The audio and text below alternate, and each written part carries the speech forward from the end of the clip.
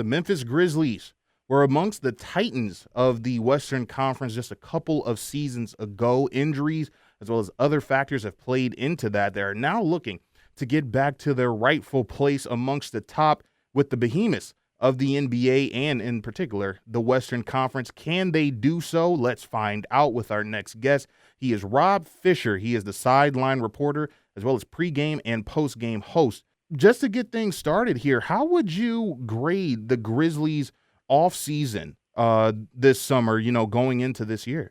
Well, it's a little weird to grade the offseason because they didn't really do much. Right. They had the 9th pick in the draft, and they addressed a big, huge need that they had, which was a big, huge guy. And Right. They got Zach Edey with that 9th pick. So I think that was a very successful move. The only other thing they did really was bring back Luke Kennard. But when I talk to people about what the Grizzlies did this offseason, I think it's more about what happened last season. Okay. You mentioned what a disaster it was last year with the injuries the Grizzlies had and the number of lineups and the number of players that they used. But if there was any positive that came out of last year, it was you found a guy in Vince Williams who's going to be an integral part of your bench. You found a guy in G.G. Jackson who was able to play last year. He's going to be a big part of your bench. Now, both of those guys are injured right now to start the season, but they should be back pretty soon, and they're going to be big parts of the team.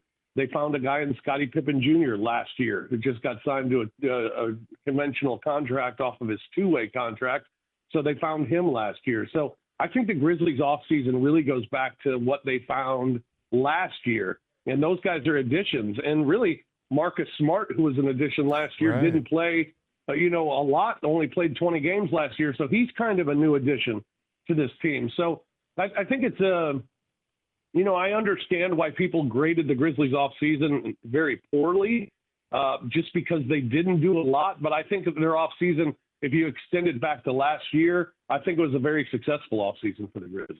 Absolutely. And one of those additions, you just named it, and big Zach Edey. I mean, my goodness. I mean, you're able to see him every day. That is just a giant of a man. But he has looked really good during the preseason and the opportunities in which we have been able to see him. What have been your early thoughts of the Grizzlies' new big man? I think he's been exactly what you wanted him to be.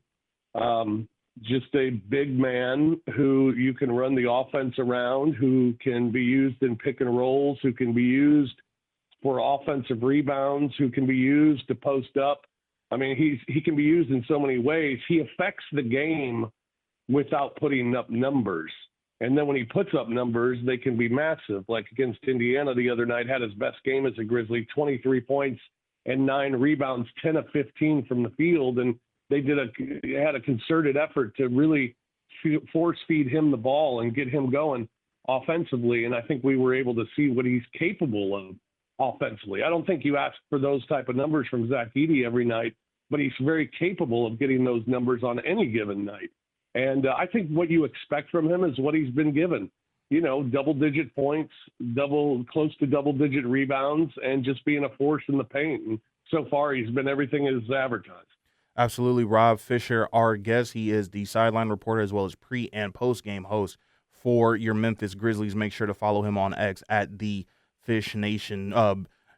This guy had the absolute league in the palm of his hands in Ja Morant. I understand that there's been a lot of things that have surrounded his name the last couple of years. You don't need to really get into that. However, with you talking to him, the media talking to him, just his overall makeup coming into this year, does it seem like he's just ready to put all that past him and just focus on the Memphis Grizzlies and their success on the court?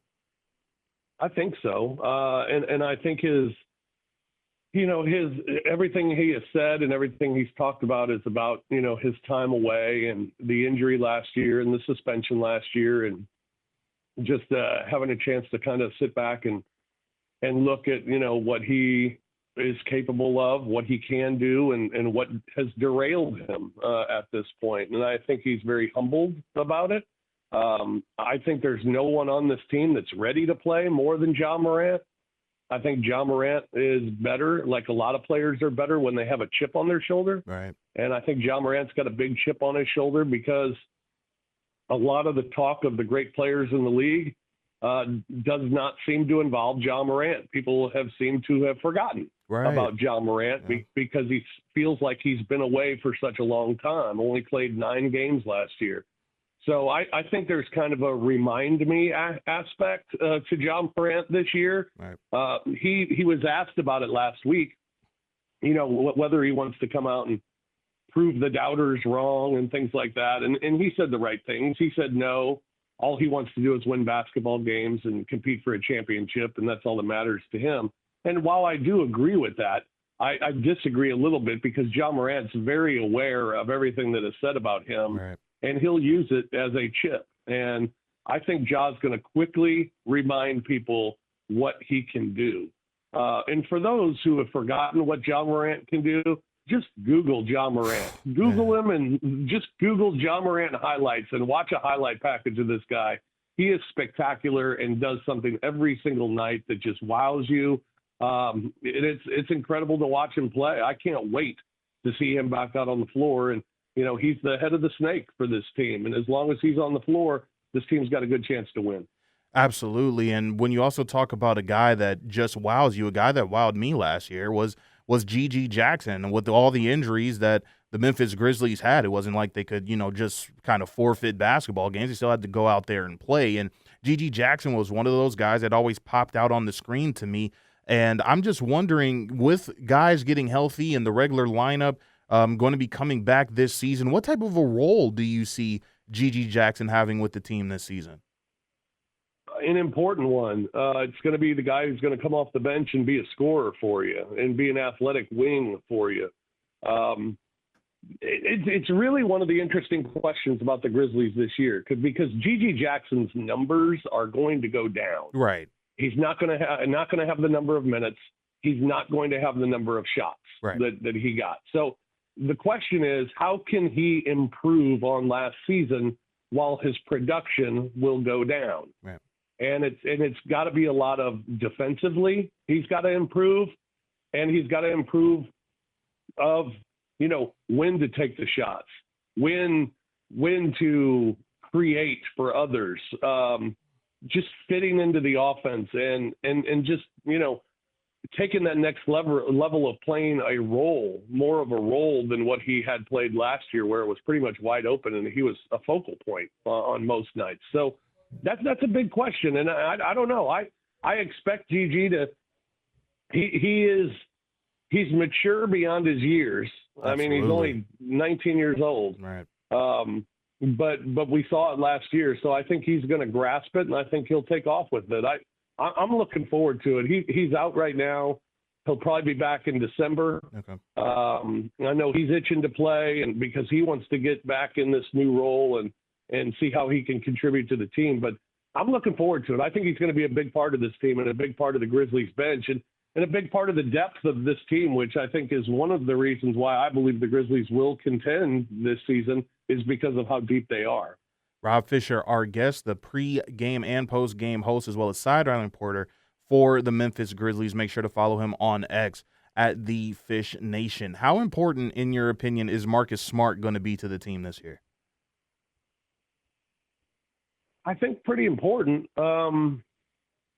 This team's identity has been defense. And when you got Jaren Jackson Jr. and Marcus Smart out there on the floor, two guys who were defensive players of the year, right, you should be really good on that side of the ball. Right. And I'm excited to see how Marcus Smart fits in because even last year when he played, Ja wasn't playing, or Desmond Bane wasn't playing, or Jaren wasn't playing, and then Mark got hurt, and so there was never a chance to really see what this lineup can do together.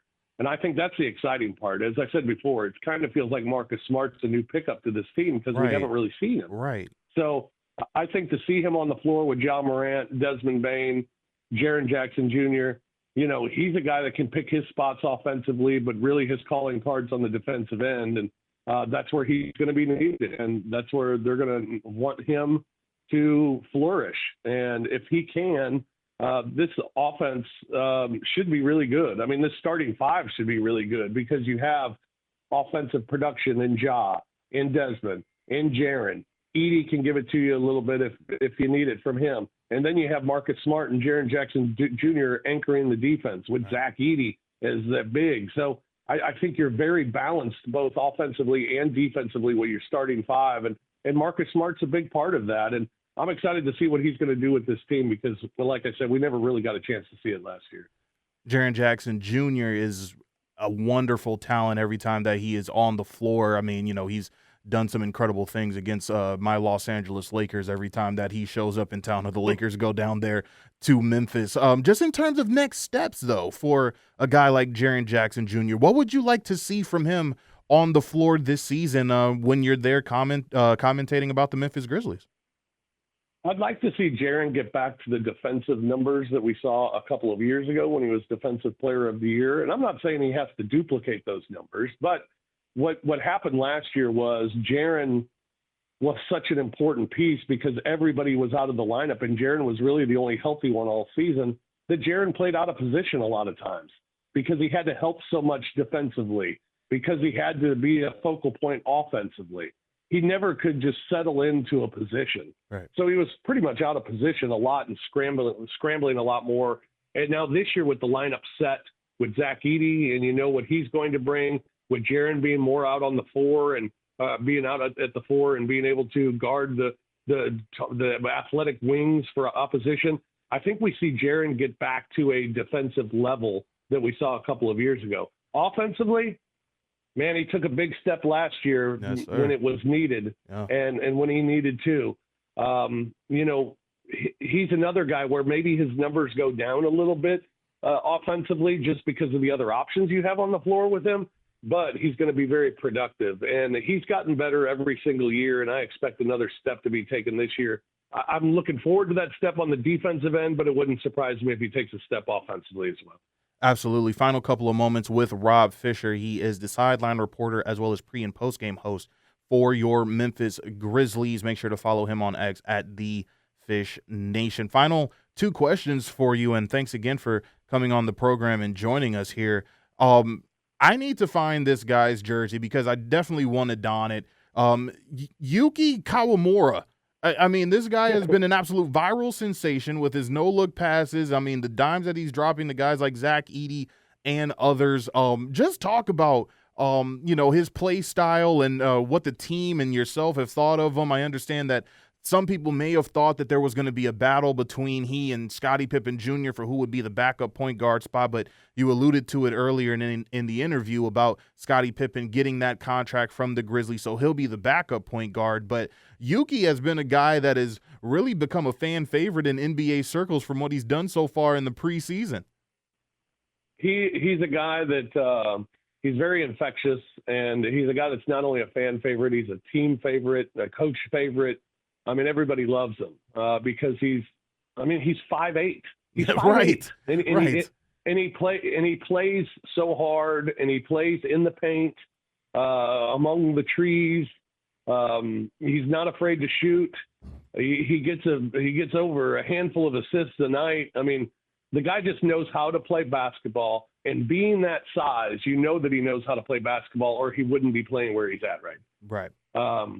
He's fun to watch. Now, I don't know what his future holds. I don't know if he's going to be in the Grizzlies G League affiliate. The Grizzlies do, because of signing Scottie Pippen, they do have another two-way contract available. Right. Maybe Yuki could get one of those two-way contracts. I don't know. I don't know how it's going to play out, but I think this is a guy that's going to make money playing basketball, whether it's in the NBA, the G League, or overseas. I think he can make a lot of money because he's a fun guy to watch, and he's got great skill, and and everybody falls in love with him when they see him. And I know he's huge in Japan. He's got 630,000 Instagram followers. Wow. And he's only posted 10 times. So he's got a huge following because he's kind of like the Steph Curry of Japan.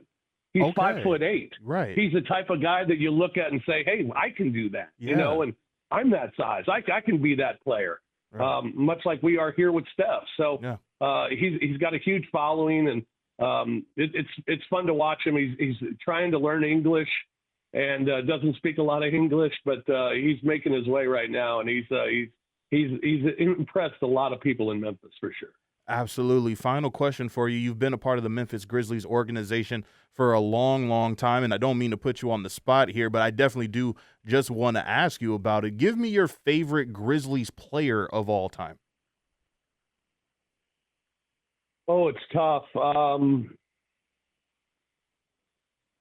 I guess I'd have two answers because Okay. my favorite player to ever deal with as a member of the broadcast team and being around the players, the guy that was the best to deal with has been Mike Conley. I mean, Okay. just a wonderful guy. Absolutely. Would talk after wins, talk after losses. He always was a stand-up guy. So I always loved Mike Conley. But my favorite player is probably Zebo. Yeah. Zach Randolph was just, he put this team on his back so many times and so many amazing moments at FedEx Forum, so many great playoff moments for Zach Randolph. And, he was the best player that this team had during that core four run.